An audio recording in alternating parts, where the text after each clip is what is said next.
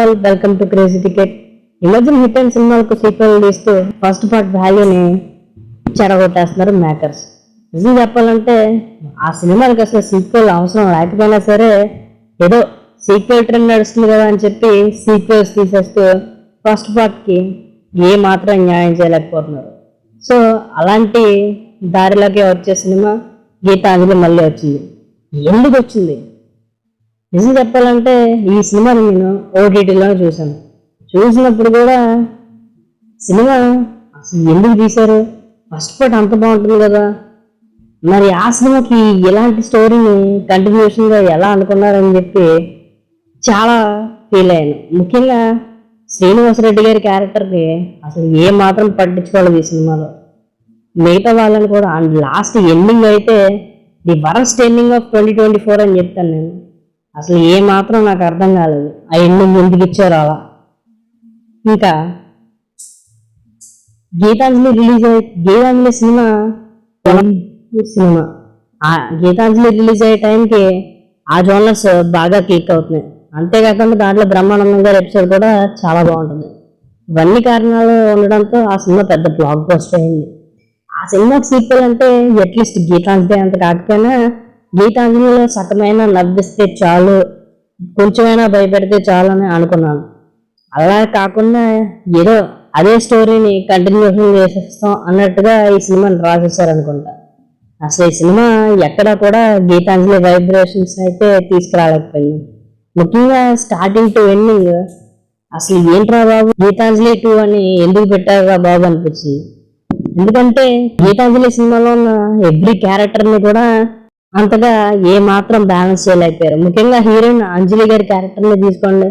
First పార్ట్లో ఆవిడ character కంటూ ఒక గమ్యం ఉంటుంది, దీంట్లో అలా ఏం కాదు. అసలు ఆవిడ క్యారెక్టర్ మెయిన్ లీడేనా అని అనిపించింది నాకు. అక్కడ ఈ సినిమాలో ఇంకొక కామెడీ థింగ్ ఏంటంటే విలన్ని హీరోయిన్ ఎందుకు చంపేస్తుంది, తనని చంపేశాడు కాబట్టి హీరోయిన్ మళ్ళీ పగబెట్టొచ్చి విలన్ చంపేస్తుంది. ఇక్కడ మళ్ళీ ట్విస్ట్ ఏంటంటే మళ్ళీ ఆ విలన్ పగబెట్టొచ్చి హెల్ప్ చేసిన వాళ్ళందరినీ కూడా చంపేస్తారు. ఇలాగే అసలు వీళ్ళంతా చనిపోయారా, లేదంటే ఇదేమన్నా ముఖ్యంగా హీరోయిన్ కూడా చనిపోయిందా అని చెప్పి లాస్ట్లో ఏదో ఒక సూటి చెప్పినట్టు మీరే చదువుకోండి అన్నట్టు ఒక కార్డ్ వేసి వదిలేశారు. అసలు అదేంటో అసలు నాకు ఇప్పుడు కూడా అర్థం కాదు. సో ఒక్క ముక్కలో ఈ సీక్వెల్ గురించి చెప్పాలంటే లిటరలీ ఇది ఒక అన్నెసరీ సీక్వెల్. అసలు గీతాంజలికి ఏమాత్రం తగని సీక్వెల్ ఇది. ప్లీజ్ సార్, గీతాంజలి మీద మళ్ళీ ఉన్న కామెడీ పోర్షన్స్ ఇప్పటికీ కూడా నాకు ఇష్టం. కానీ ఈ సినిమాలో కొన్ని కామెడీ పోర్షన్స్ తప్పిస్తే మిగతావన్నీ క్రింజ్ కింద ఉన్నాయి. ముఖ్యంగా దయ్యాల ఎపిసోడ్స్ వచ్చినప్పుడైతే కొన్నిసార్లు నవ్వుకున్నాను, కొన్నిసార్లు వాళ్ళ మేకప్ చూసి నవ్వాలా ఏడవాలో కూడా అర్థం కాలేదు. సో గీతాంజలి 2 అయితే గట్టిగానే దెబ్బేసింది. సినిమా మొత్తం కంప్లీట్ చేయడమే ఒక సాహసమేమో అనుకున్నాను. బట్ చేసిన ఆర్టిస్టులు వాళ్ళకి తగ్గట్టు బాగానే చేశారు. బట్ స్టోరీ మీద స్క్రీన్ ప్లే మీద కొంచెం దృష్టి పెట్టి గీతాంజలికి తగ్గట్టు తీసుంటే మాత్రం మూవీ అయి ఉండేది. బట్ ఈ సినిమాలో అయితే గీతాంజలి సెకండ్ పార్ట్లో అయితే హర్రర్ లేదు, కామెడీ లేదు.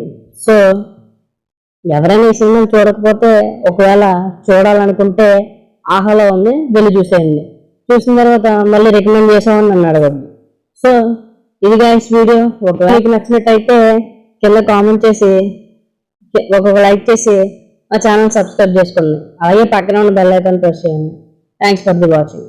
ఒకవేళ మా వీడియో మీకు మిమ్మల్ని ఏమైనా హర్ట్ చేసి ఉంటే ఐఎమ్ సారీ. ఇది మాత్రం నా ఎక్స్పీరియన్స్ మాత్రమే. మీకు గీతాంజలి మళ్ళీ వచ్చింది నచ్చితే అది మీ ఇష్టం, ఇది కేవలం నా ఎక్స్పీరియన్స్ మాత్రమే. So thanks for the watch.